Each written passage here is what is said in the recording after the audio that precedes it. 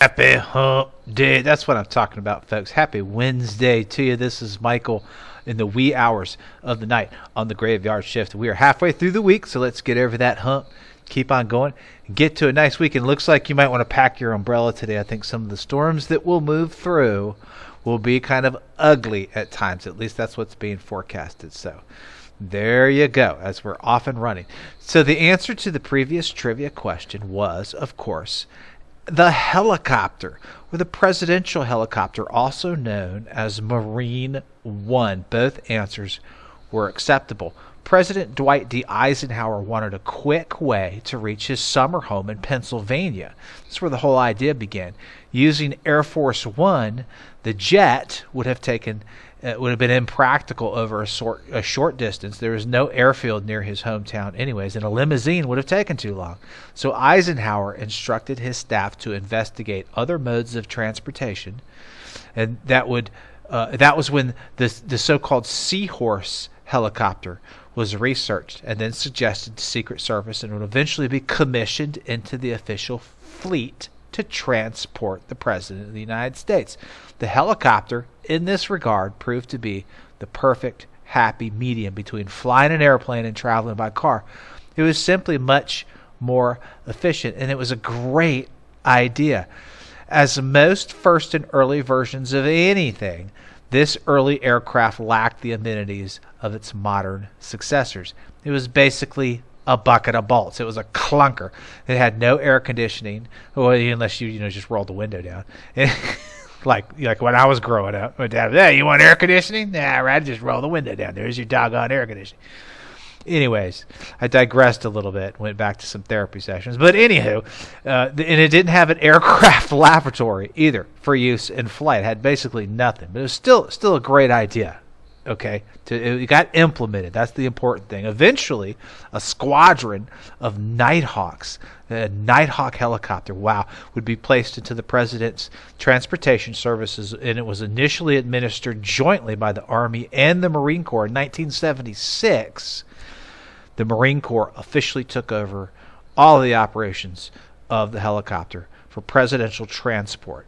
Now, the presidential helicopter is known as Marine One. It is the official call sign of any U.S. Marine Corps aircraft carrying the President of the United States.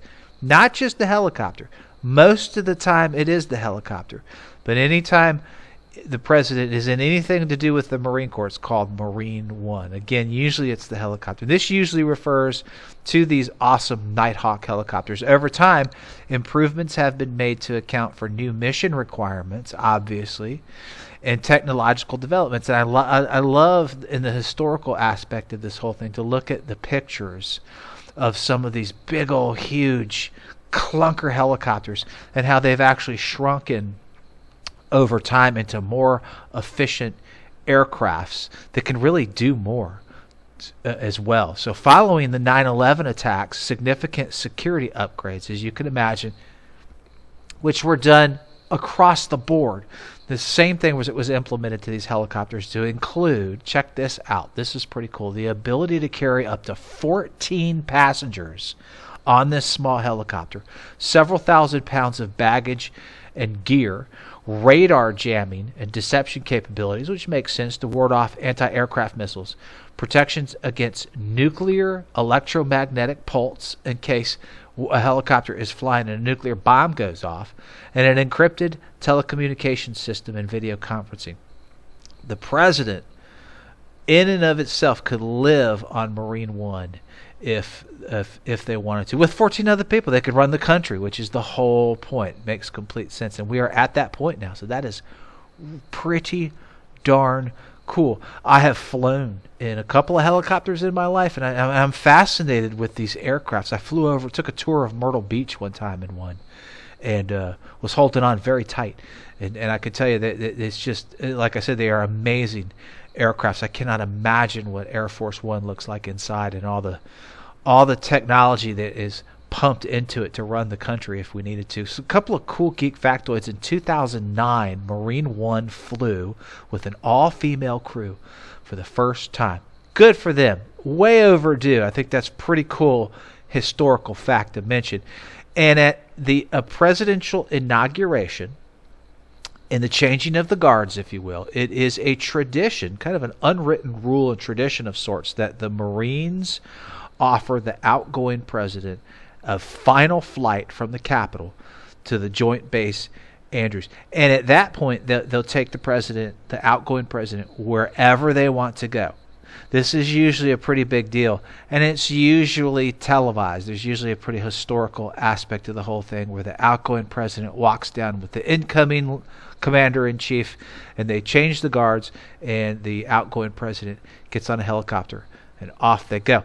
I don't believe that President Trump participated in this. I may be wrong, but I think that due to the January 6th controversy and so forth, he wasn't around to do that. I think he left in a truck out the back door somewhere. But anyways, that's Marine One rather, and the use of the helicopter to move the president around. All right, folks, to get us over that hump day, I got a brand new trivia question for you. This is a really cool trivia question. Listen to this carefully. For July 13th, on this day in 2018, this is recent, following a season of excessive drought that dried up and wilted away the crop surface on a Newgrange, Ireland farmland, a large henge monument that was constructed over 5,000 years ago was discovered by using this. Good luck, folks. Have a wonderful Wednesday.